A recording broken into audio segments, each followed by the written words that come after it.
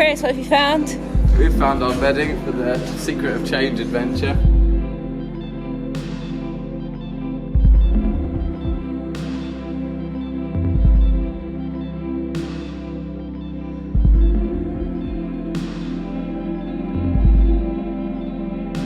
One of the foundations of the transition movement was the concern about how much fuel we had left, how much oil.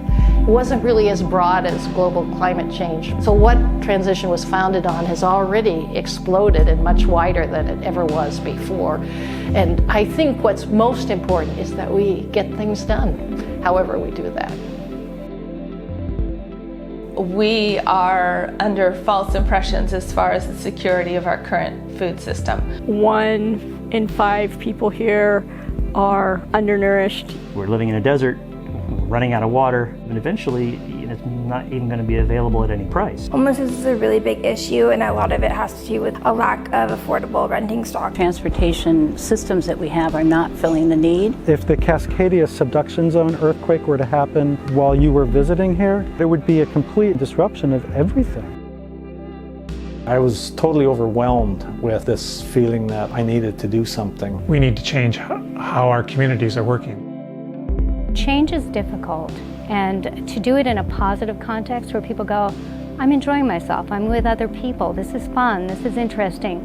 It's a very different thing to get involved in something that's actually creating the world in the way that you want to see it than actually just protesting against the world that you don't want. Change comes from the grassroots, and cultural change, connection and all of that stuff comes from the grassroots. And I think that is really the beauty of it, is that each community looks around, decides what do we need here, and starts to make that happen. Everybody comes together and they all realize that they're not the only ones that are feeling that way.